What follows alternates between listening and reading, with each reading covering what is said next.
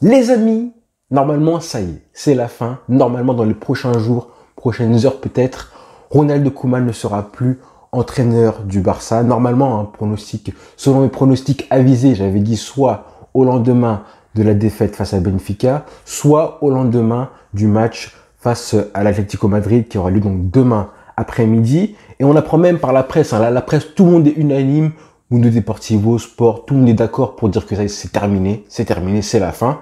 Et on apprend même que peu importe le match, la victoire éventuelle du Barça face à l'Atlético Madrid, quoi qu'il arrive, Koeman sera viré pendant la trêve internationale. Le quotidien Sport dit même aujourd'hui, ce matin, que apparemment, après le match face à Benfica, Laporta et Koeman ne se sont même pas parlé de tout le trajet, tout le vol de retour à Barcelone. Donc là, évidemment, la rupture entre les deux, elle est consommée. Le divorce est approche.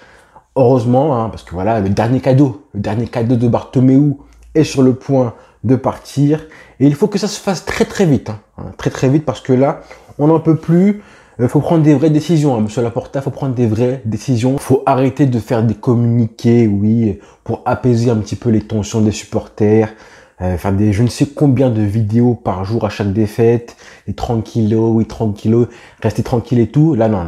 On veut un président, on veut pas un youtubeur. Donc, merci de prendre des décisions fermes.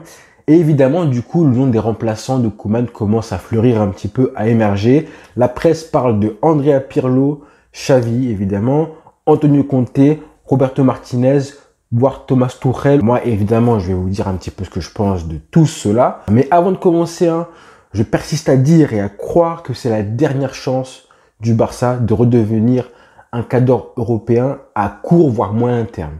Si on se loupe là, si on se loupe dans le choix de l'entraîneur, dans le choix du coach et tout là, si on se loupe là, vraiment, je pense qu'il faudra attendre un cycle de 2-3 ans, parce que ça va gâcher un petit peu, ça va laisser passer le train, parce qu'on va perdre du temps et redémarrer un petit peu, entamer la confiance d'une génération de jeunes joueurs qui ne demandent qu'à progresser, évidemment. Mais pour progresser, faut redémarrer une dynamique positive. Et là, la dynamique est très négative. Faut déjà commencer par freiner cette dynamique actuelle qui est vraiment catastrophique à cause de Koeman. Et quand j'entends que Laporta veut redémarrer un cycle avec Andrea Pirlo, qui serait le favori de Laporta à l'heure actuelle, honnêtement, les frères, j'ai très très peur. Très très peur, parce que vraiment, là, je me dis vraiment que là, je sais qu'il faut laisser sa chance à un entraîneur avant qu'il vienne, d'accord. Donc si Pirlo vient au Barça, comme tous les autres, on va être un petit peu indulgent, on va attendre, être patient et voir le travail qu'il fournit. Mais honnêtement, encore une fois, j'arrête pas de le dire, il faut mettre le maximum de chance de son côté quand tu fais une saison, quand tu as un projet sportif, quand tu abordes un match. Et là, Andrea Pirlo, qui ne connaît rien au club et à l'environnement du Barça en général, qui ne connaît pas du tout la philosophie du jeu du Barça, qui reste sur une expérience traumatisante avec la Juventus, qui a sûrement entamé sa confiance et ses convictions en tant que coach, ses principes qu'il a. On va aller chercher un mec comme ça, honnêtement. Un mec comme Andrea Pirlo, honnêtement, pour moi, c'est pas sérieux. Joan Laporta, par exemple, il nous rabâche tout le temps que la philosophie du Barça est obligatoire, non négociable, que le cruyffisme, c'est la base, c'est la priorité, c'est le style du jeu de Cruyff est obligatoire. Il n'arrête pas de le répéter 10 fois dans la presse tout le temps, pour son mandat, sa présidence, son élection, sa campagne électorale, il n'a pas arrêté de le répéter. Donc là, on a un mec qui répète ça à longueur de journée et qui veut nous ramener Pirlo. Je ne comprends pas le principe, vraiment le paradoxe énorme entre les deux, la pensée et les actes. Donc honnêtement, non merci. Et s'il prend Pirlo, ça voudrait dire officiellement que justement son projet sportif, quand il s'est présenté aux élections en mars dernier, honnêtement, ça veut dire que son projet, il n'avait pas de coach.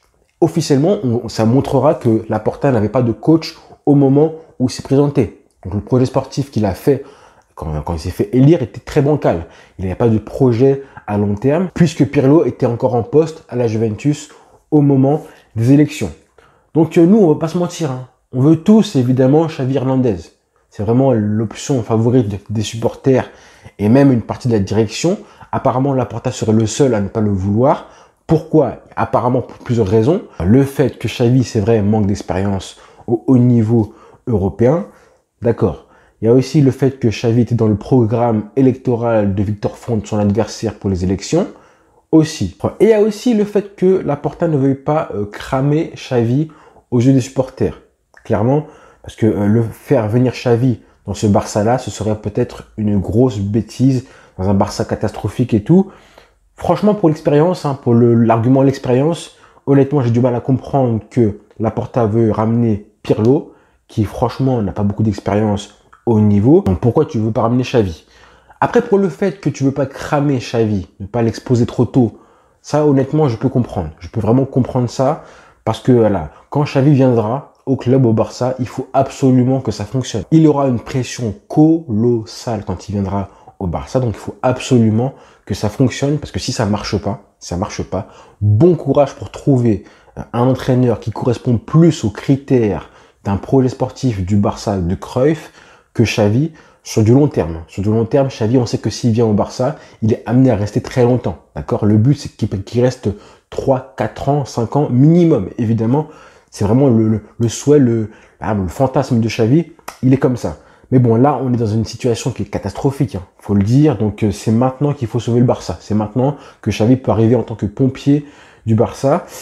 Il faut aussi un entraîneur qui soit capable de faire mieux que Koeman le fait aujourd'hui avec l'effectif aussi faible qu'on a. Ça, c'est vraiment là qu'on va juger Xavi. Et si ça arrive, hein, j'aurais un malin plaisir à souligner à tous ceux qui me disaient oui, le coach, c'est pas la solution de le virer. Si on a un coach qui fait mieux que Koeman avec le même effectif, on sera très très heureux et revanchard. Alors le problème, c'est que évidemment dans l'effectif, il est à ses potes. Il y a Busquets, il y a Piqué, Jordi Alba. Enfin, Jordi Alba pas tellement, mais bon. Voilà.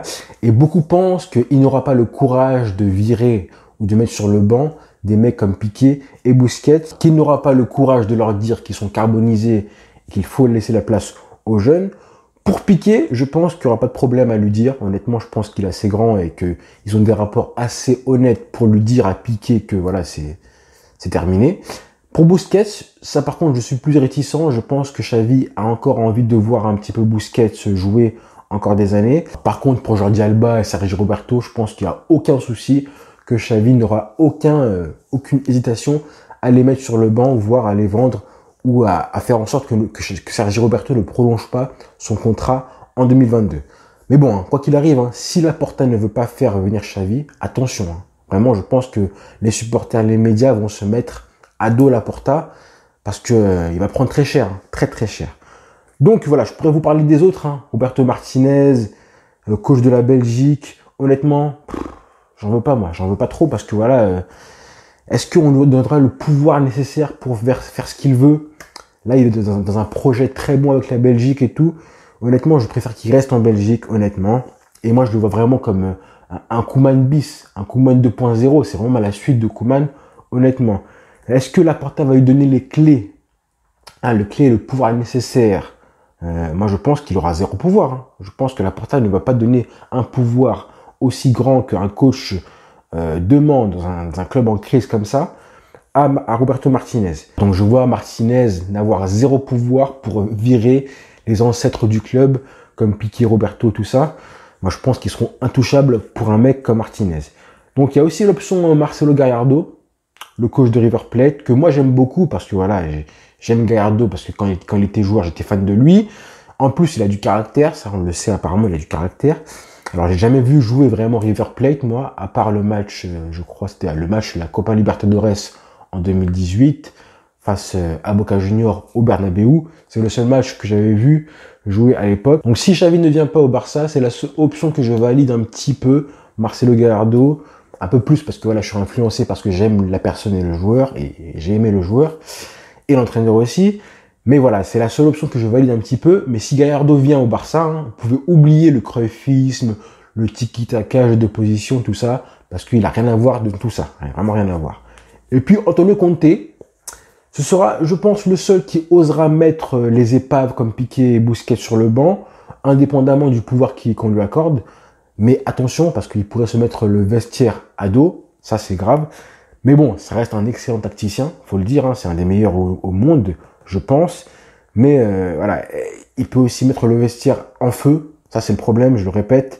Est-ce qu'il sera aussi respecté que Xavi pour son passé?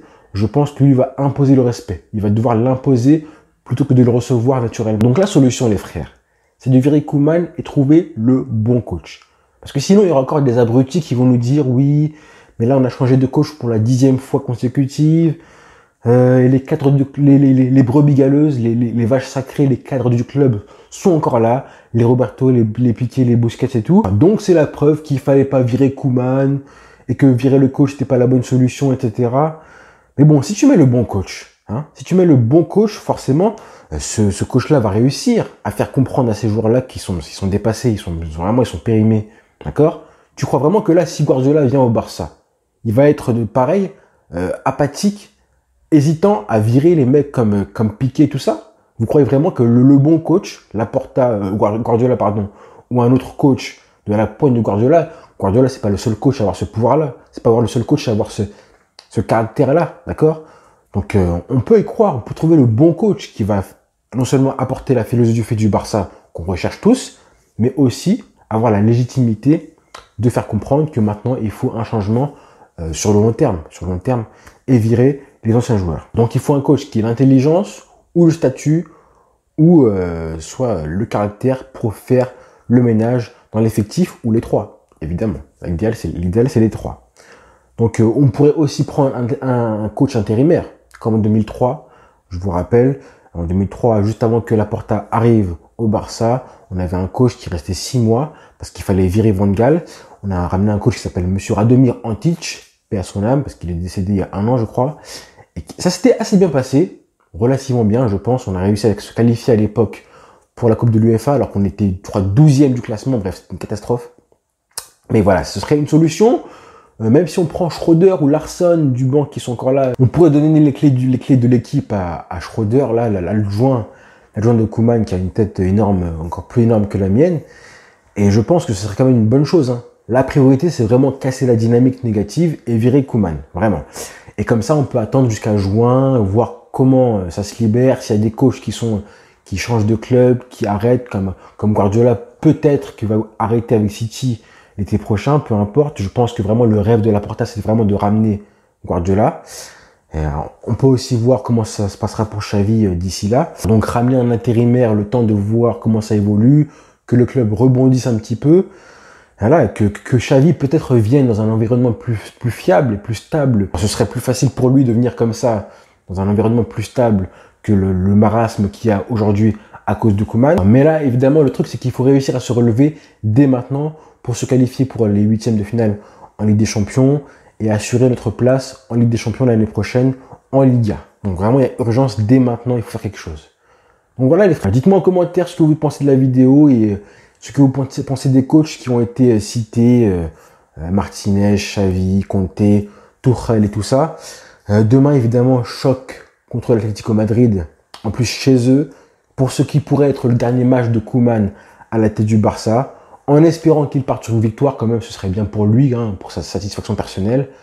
Parce que là, j'imagine même pas, s'il part sur une défaite. Alors, en plus, si c'est Suarez et Griezmann qui marquent, genre défaite 2-0 avec un but de Suarez et Griezmann, alors là, honnêtement, là, ça y est, c'est le pompon, c'est le bouquet final.